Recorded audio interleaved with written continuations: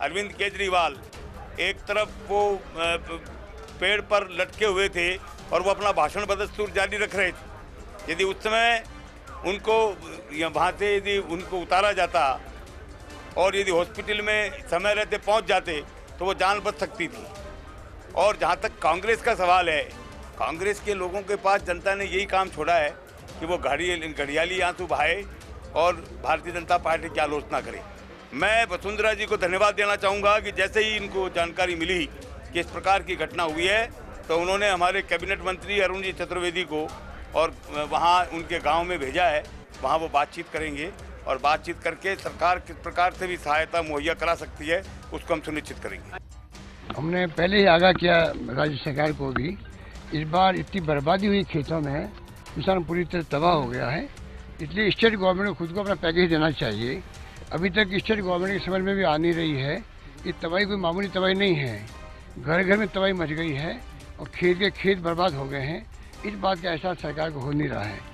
गजेंद्र सिंह ने तो कह दिया जय जवान जय किसान की बात कह दी और जाके वहाँ शहीद हो गया, पर सरकार को सोचना पड़ेगा कि वास्तव में ये एक घटना नहीं है। आज करीब 50 के आसपास लोग मारे जा चुके राजस्थान के अंदर। कोई ओलावृष्टि से मरा, कोई मकान गिर गए हैं, कहीं पर आत्महत्याएं हो गई है, पर सरकार उसको गंभीरता से ले नहीं रही है। इस बात का हम सबको दुख है। और आज देखिए आप कितना हजूम का हजूम उमड़ पड़ा यहाँ पर। ये पूरी शासन व्यवस्था पर प्रश्न चिन्ह है और मैं कहना चाहूंगा कि इसको लेकर जिस ढंग की अभी राजनीति शुरू हुई है वो निंदनीय है। होना ये चाहिए, खोज इस बात की करनी चाहिए, इस प्रश्न का उत्तर ढूंढना चाहिए कि कौन सी परिस्थिति थी जिनके कारण किसान को पेड़ पर लटक कर जान देनी पड़ी।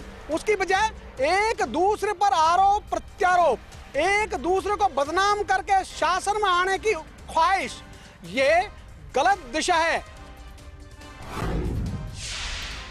ब्रेक के बाद आपका स्वागत है। वाकई में इसकी जांच होनी चाहिए कि आखिर सिचुएशन ऐसी क्यों बन गई, क्योंकि राजस्थान की ना सिर्फ वेशभूषा रंगीली है, ना सिर्फ साफा रंगीला है, बल्कि इंसान भी रंगीले और वो इतने कमजोर नहीं है कि इस तरीके का कदम यहां पर उठाए। इतिहास इसका गवाह है।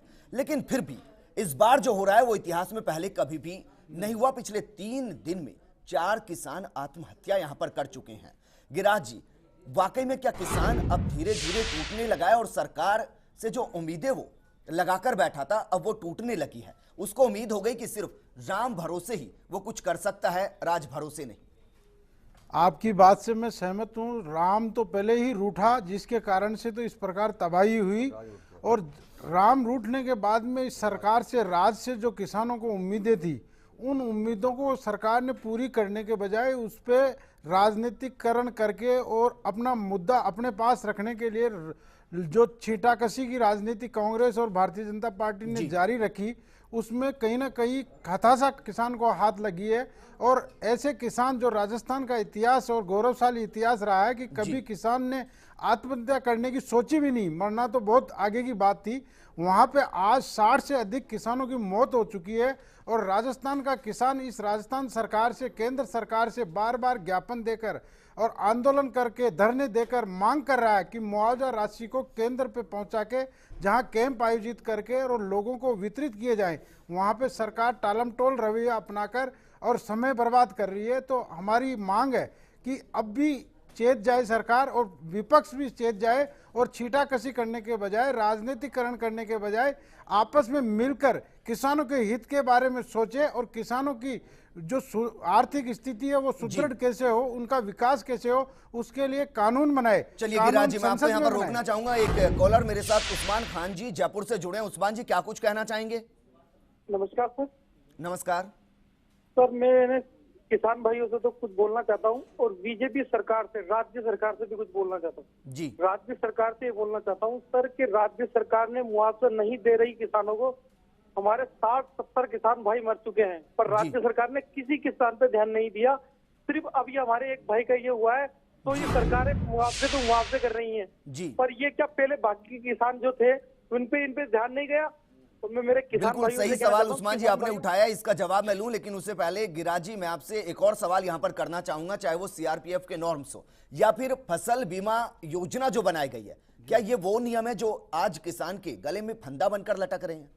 बिल्कुल, इस बात से मैं सहमत हूँ। आप जैसे भी इन्होंने सीआरपीएफ के नियम और किसान बीमा योजना जो लागू की है उसमें इतनी पेचीदगियां हैं कि किसान का हित होना बहुत ही मुश्किल काम है, टेढ़ी खीर है। किसान को राहत प्रदान करने के लिए जब तक नए सरल कानून नहीं बनाएगी सरकार, संसद हो चाहे विधानसभा, तब तक किसान को आसानी से कोई भी सुविधा नहीं मिल सकती, कोई भी राहत नहीं मिल सकती। और यहाँ तक कि उसकी फसल का जो वो फसल पैदा करता है, चाहे आज बनिए की दुकान पे या महाजन की दुकान पे या फैक्ट्री में से कोई चीज उत्पादन होती है, तो उसका मूल्य जो है वो तय करता है और वो भी उसका फायदे का मूल्य तय करता है। तो किसान का जब पैदावार वो खुद करता है, मेहनत करता है, कड़ी मेहनत करके उपजाऊ फसल वो लाता है, तो उसका मूल्य सरकार तय करती है और वो भी घाटे वाला मूल्य, और उसको समय पे खरीदती नहीं है, बीज उपलब्ध नहीं कराती है, उसको जो और फायदे हैं वो नहीं देती है, तो उसे किसान को पीछे धकेला। राजीव जी, कांग्रेस तो कहती है कि कांग्रेस का हाथ आम जन के साथ, आम जन से मतलब यहां पर गरीब तबके और किसान से है। सीआरएफ के नॉर्म्स बनाए गए वो इतने जटिल हैं कि किसानों को राहत मिलती नहीं, और 25 पैसे 75 पैसे के भी चेक किसानों तक पहुंचे हैं। इसके बाद फसल बीमा योजना आई, उससे किसानों को बिल्कुल राहत नहीं मिलती। हर साल लगभग 2000 करोड़ बीमा कंपनियों के खाते में पैसा जाता है, लेकिन किसानों को कुछ नहीं मिलता। आखिर ये नॉर्म्स बनाते वक्त सोचा क्या गया? देखिए, जब भी कोई कानून बनता है, जब भी कोई नॉर्म्स बनते हैं, अच्छा सोच के बनते हैं, लेकिन इस तरीके का नौकरशाही का रवैया हो गया है कि जो सहायता मिलनी चाहिए, हमने जब कभी देखा हनुमानगढ़ के अंदर जब एसपी जाता है तो किसान को बोलता है कि आपने पहले क्यों फसल काटी, भगवान भरोसे आपको रहना चाहिए था, पूरे पैसे देते नहीं है। तो ये सबको मालूम है, ये इतना दर्दनाक हादसा हुआ है, उसके बाद लोगों की कम से कम आँख खुलनी चाहिए। ऐसा लगता है कि सरकारें गैफ, गम और अंधी हो चुकी हैं, और जस्टिस गिलेग जस्टिस गिनाएगी। अगर आपको जस्टिस समय पे नहीं मिला, न्याय समय पे नहीं मिला, मुआवजा समय पे नहीं मिला, बाद में मिला तो उसका कोई उपयोग नहीं है किसी बच्ची की काम। लेकिन राजीव जी, मैं आपसे जानना चाहूंगा, दुनिया का कोई एक बीमा आप मुझे बताइए, फसल बीमा को छोड़कर, जहां पर इंडिविजुअली आदमी पैसा देता हो और जब उसके भरपाई की बात आए तो यह कहा जाए कि तहसील में अगर इतना नुकसान होगा तो आपको भरपाई होगी। एक एग्जाम्पल आप। निश्चित रूप से मैं ये कह रहा हूं, इसमें सुधार करने की जबरदस्त आवश्यकता है। जो बात गिरिराज जी कह रहे हैं, सरलीकरण करने की आवश्यकता है। आज की तारीख के अंदर केंद्र के अंदर राज्य में एक पार्टी की सरकार है, इस पे कदम उठाना चाहिए। आज कम से कम ऐसी घटना होने के बाद हमने तो 70,000 करोड़ के ऋण भी हमने माफ करे हैं, उसको कैसे भूल जाते हैं? किसानों के इसीलिए बात हो रही है, क्योंकि योजनाएं भी किसान के हित के लिए हम लोग चालू करी है। सुधार की आवश्यकता है। अगर सुधार की बात आएगी तो पंकज जी भी शायद ये कहेंगे कि 50% का जो खराबा था उसको घटाकर 33% कर दिया गया, मुआवजे की राशि को 1.5 गुना कर दिया गया, लेकिन वो फिर भी नाकाफी है। नहीं, वो 33% की जो बात है, जब तक मालूम पड़ेगा नहीं कि सरकार संवेदनशील है, प्रशासनिक अधिकारी वो करता है जो सरकार का इशारा होता है। वो तो जाके बता रहा है 33% क्या, वो तो 20% बता रहा है खराबा। तो 33% करने के बाद भी किसी को मुआवजा नहीं मिलने वाला है। पहले आवश्यकता इस बात की है, सरकार आगे बढ़ के बोले जिनका नुकसान हुआ है पहले उनको हम पहली किश्त में इतना पैसा दे रहे हैं, बाकी गिरदावरी होती रहेगी, बाद में मालूम पड़ेगा क्या होना है। आज की तारीख में सरकार को आंसू पोंछने की आवश्यकता है, किसान को मदद करने की आवश्यकता है। पंकज जी, आपसे जानना चाहूंगा, क्योंकि इतिहास राजस्थान का इस तरीके से करवट ले रहा है कि अपने आप में इतिहास यहां पर बन रहा है। किसान यहां पर आत्महत्या करने पर मजबूर है। आपने नॉर्म्स बदले, 50% से 33% किया, 1.5 गुना मुआवजा दिया, लेकिन मौत रोकने में वो भी नाकाम यहां पर साबित हो रहा है। दिया नहीं, खाली बोला है ना, घोषणा करी है उस पर। देखिए, आज जो ये गजेंद्र की जो घटना है, मैं फिर एक बार ये कहूँगा, ये हत्या थी, प्लान वे में हत्या थी। इसको आप आत्महत्या या किसी किसान की निराशा से नहीं जोड़िए। और जहाँ तक बात है 33% करके देने की बात, चलिए इसको छोड़ते हैं, भरतपुर की बात करते हैं, अलवर की बात करते हैं, इसके अलावा उन 60 लोगों की बात करते हैं जो प्लान नहीं थे, जो भुक्तभोगी थे, जो परेशान थे। अलवर में रेल से कट के मर गया ना किसान, उसमें क्या हुआ? गिरदावरी होके मुआवजा बनने का काम 10 दिन में 5 दिन में होने का है। मैं अरोड़ा साहब से पूछता हूं, जिनकी सरकारें लगातार रही हैं, उन्होंने क्या 25 दिन कभी मुआवजा दिया? एक काम रह गया, इन्होंने नहीं किया। किसानों के गले में फंदा, क्या किसानों के गले में फंदा वो कानून बन रहे हैं, वो नियम बन रहे हैं जो बीजेपी और कांग्रेस ने मिलकर बनाए। इन नियमों को किसान के किसी भी फायदे के लिए लागू नहीं करना चाहिए। जो किसान को अब आवश्यकता, आज के समय में जो आवश्यकता है, विधेयक बनाने की, कानून बनाने की, वो किसान महापंचायत ने तैयार करके संसद में तक पहुंचा दिया है और उसके लिए पारित कराने के लिए किसान अधिकार विधेयक 2012। चलिए, लेकिन वो जब आएगा तब आएगा, अभी जो सिचुएशन है उसको किस तरीके से कंट्रोल किया जाए, सवाल यही बड़ा है। बीकानेर से कॉलर हमारे साथ जुड़े हैं इंद्र ओझा जी। इंद्र जी, क्या कुछ कहेंगे?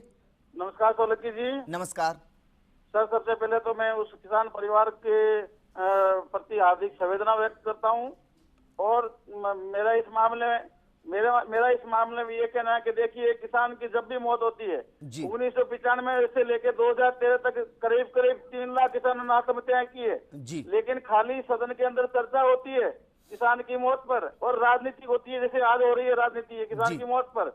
देखिए, सिस्टम की भेंट चढ़ गया एक किसान, अब इस पे गौर करना चाहिए। चलिए इंद्र जी, शुक्रिया हमारे साथ जुड़ने के लिए। वाकई में उनका कहने का मतलब यह है कि जब भी ऐसा होता है, जब किसान की मौत होती है, तो संजीदगी दिखाई जाती है, सियासत दिखाई जाती है, लेकिन उसके ऊपर सीरियसनेस दिखाई नहीं जाती कि आखिर आगे से ऐसा ना हो, उसके लिए कोई पुख्ता नियम और कायदे और कानून बना दिए जाए। यहां एक छोटे से ब्रेक के लिए रुक रहे हैं और ब्रेक के बाद सवाल यह होगा कि क्या जो लोग यहां पर मर रहे हैं, जो किसान मर रहे हैं, उसका जिम्मेदार कौन है? छोटे से ब्रेक। ये अगर समय पे मुआवजा दे दिया गया होता तो एक भी किसान आत्महत्या नहीं करता और वो आर्थिक रूप से संबल उसको प्राप्त होता, उसको ये महसूस होता है कि सरकार मेरे साथ है, तो निश्चित रूप से आत्महत्या नहीं करता। कुदरत की मार जब जब भी किसानों को पड़ती है तो वो सरकार की ओर देखता है, और यदि उसको अपना जो फसल में उसका जो खर्चा हुआ है और उसकी जो मेहनत हुई है वो नहीं मिलता देख के वो सरकार की ओर देखता है, और सरकार ने आंखें मूंद रखी है, इसलिए सीधे तौर पर जिम्मेदार राजस्थान सरकार है।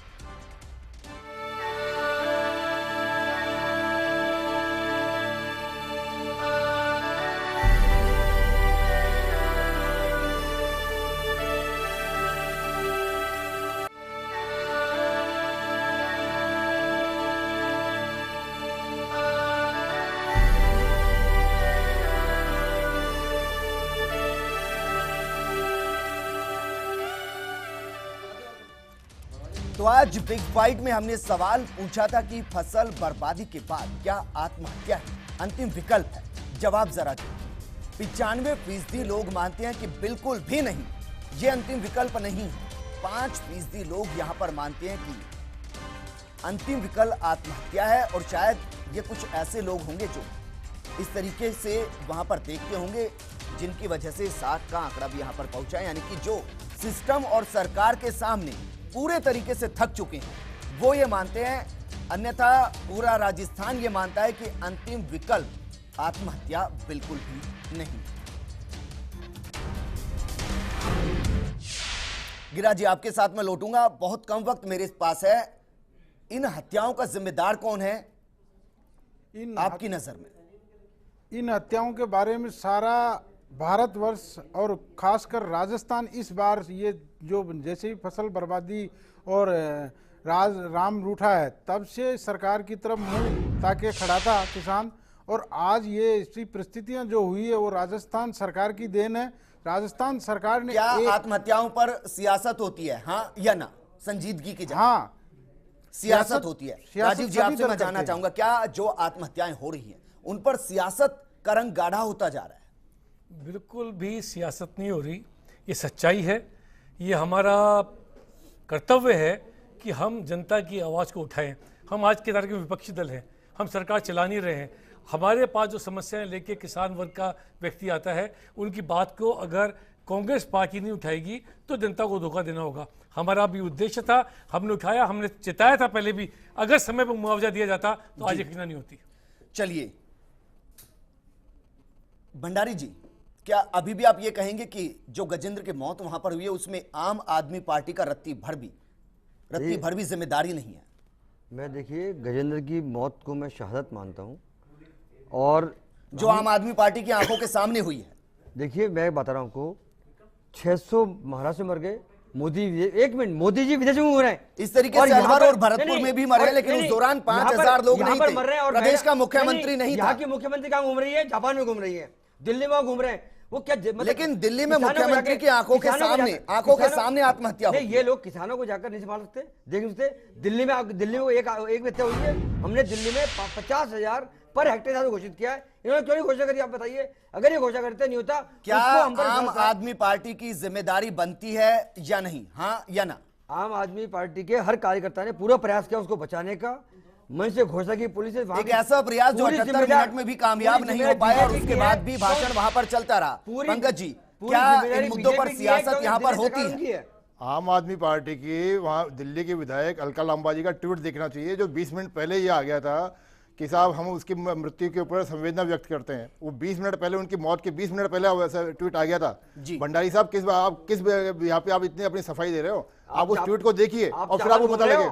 यहाँ मर रहे आज अलवर के अंदर जो चलिए, इस चर्चा में शामिल होने के लिए भंडारी जी, राजीव अरोड़ा जी, पंकज जी, सभी का शुक्रिया, क्योंकि समस्या यही थी कि आत्महत्या पर क्या वाकई में सियासत होती है। कुछ ऐसा यहाँ पर भी नजर आया, एक दूसरों पर आरोप प्रत्यारोप यहाँ पर लगाए गए, लेकिन ये जानकारी नहीं दी गई कि किस तरीके से आगे उनको रोका जाए और काफी संजीदगी के साथ किस तरीके से उनसे हाथ मिलाकर आगे बढ़ा जाए।